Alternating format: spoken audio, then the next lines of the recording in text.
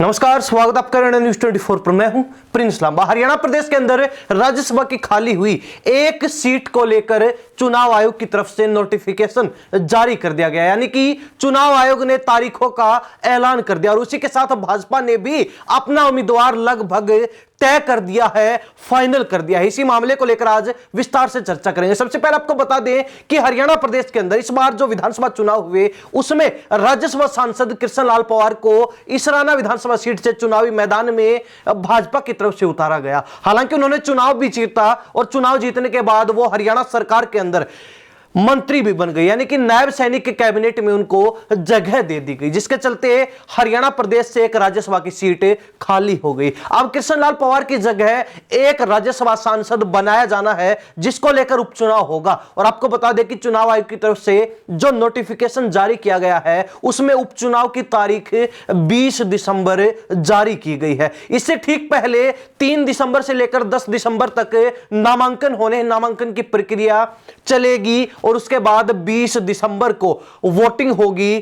तमाम जो विधायक हैं वो वोटिंग डालेंगे और उसके बाद जो है राज्यसभा सांसद चुना जाएगा। हालांकि यहां पर भी गौर करने वाली बात यह है कि भाजपा के पास बहुमत है और बहुमत को देखते हुए कांग्रेस किसी भी सूरत में चांस नहीं लेगी और यहां पर निर्विरोध जो है बीजेपी अपने राज्यसभा उम्मीदवार को सांसद बना लेगी। लेकिन दूसरी तरफ बात की जाए बीजेपी के अंदर राज्यसभा सांसद बनने को लेकर मचे घमासान की, तो यहां पर भी एक बड़ा सवाल उठता है कि कौन राज्यसभा सांसद होने वाला है, क्योंकि इस बार विधानसभा चुनाव के अंदर जितने भी बड़े नेता, बड़े चेहरे विधानसभा चुनाव हार गए वो सभी राज्यसभा सांसद बनने की दौड़ में शामिल हैं और अपने प्रयासों के माध्यम से, अपने लाइजन के माध्यम से एक दूसरे नेता को पीछे छोड़ने की होड़ में जुटे हुए हैं। ऐसे में बात की जाए सबसे पहले नाम की जिसकी सर्वाधिक चर्चा है कुलदीप बिश्नोई। कुलदीप बिश्नोई जिनका कई दशक के बाद आदमपुर सीट से किला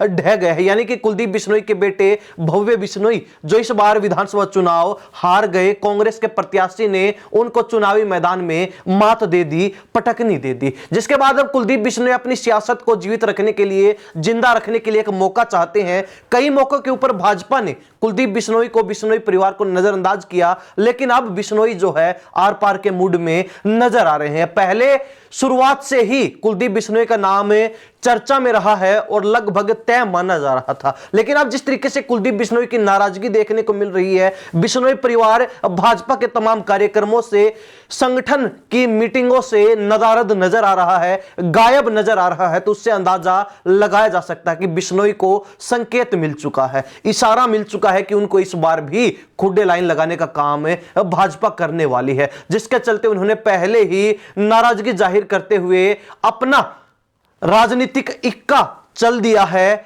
कि वो अगर राज्यसभा सांसद इस बार नहीं बनते, अगर एक बार फिर उनको भाजपा नजरअंदाज करती है तो कांग्रेस में चले जाएंगे, पाला बदल लेंगे, पार्टी बदल लेंगे। अब भाजपा भी मुश्किलात में घिरी है कि क्या करना चाहिए, क्या नहीं करना चाहिए। लेकिन अब जिस तरीके से चुनावी तारीखों का ऐलान हो चुका है, चुनाव आयोग ने नोटिफिकेशन जारी कर दिया है, उसके बाद एक नई राजनीतिक सुगबुगाहट सुर्खियों में है। माना जा रहा है कि एससी समाज के नेता के विधायक और मंत्री बनने के बाद जो राज्यसभा सीट खाली हुई है उसके ऊपर एससी समाज से ही कोई नेता सांसद बनाया जाएगा, जिसके बाद से सुनीता दुग्गल को अपनी किस्मत चमकती हुई नजर आ रही है। सुनीता दुग्गल का भी नाम एक बार फिर चर्चा में चल रहा है और माना जा रहा है कि 2019 में लोकसभा चुनाव जीतकर सिरसा से सांसद रही और इस बार विधानसभा चुनाव में रतिया सीट से उतरी सुनीता दुग्गल, लेकिन हार गई। अब उनको राज्यसभा सांसद बनाया जा सकता है, कृष्णलाल पंवार की जगह सुनीता दुग्गल राज्यसभा जा सकती हैं। लेकिन इसके अलावा भी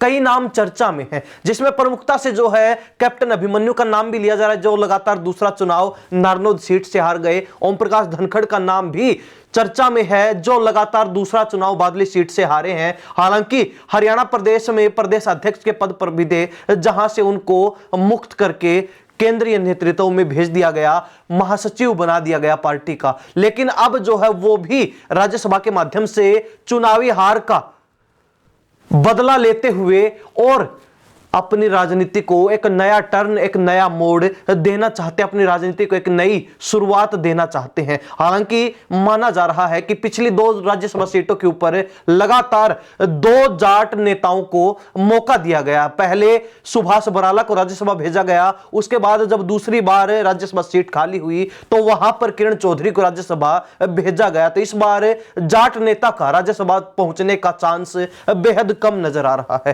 तो यह कहा जा सकता है कि बीजेपी की तरफ से या तो एससी समाज का कोई नेता होगा या फिर कुलदीप बिश्नोई पर मुहर लग सकती है। हालांकि जब से प्रदेश अध्यक्ष मोहनलाल बड़ोली का वो बयान सामने आया है जिसमें उन्होंने स्पष्ट तौर पर 2 टूक शब्दों में कहा था कि जिस नेता का नाम चर्चा में आ जाता है उसका आगे शायद ही नंबर लगता है, वो आगे नहीं जा पाता, उसको वो पद नहीं मिल पाता। ये भाजपा का नियम है। जिसके बाद से ही कुलदीप बिश्नोई उखड़े नजर आ रहे हैं, नाराज नजर आ रहे हैं, जिसके बाद से ही कुलदीप बिश्नोई ने भाजपा से दूरी बना ली है। अब कुलदीप बिश्नोई को खुश करने के लिए, बिश्नोई परिवार के गुस्से को ना झेलने के लिए बीजेपी अगर कुलदीप बिश्नोई को या फिर बिश्नोई परिवार से किसी सदस्य को राज्यसभा भेजती है तो अलग बात है, अन्यथा माना जा रहा है कि बिश्नोई परिवार का भी पत्ता भाजपा जड़ से काटने का काम करने वाली है और किसी ऐसे समाज के नेता की लॉटरी इस बार राज्यसभा सीट पर लग सकती है। हरियाणा प्रदेश की जनता इस बारे में क्या राय रखती है? क्या वास्तव में ही कुलदीप बिश्नोई राज्यसभा सांसद बनने वाले हैं या फिर कुलदीप बिश्नोई को भाजपा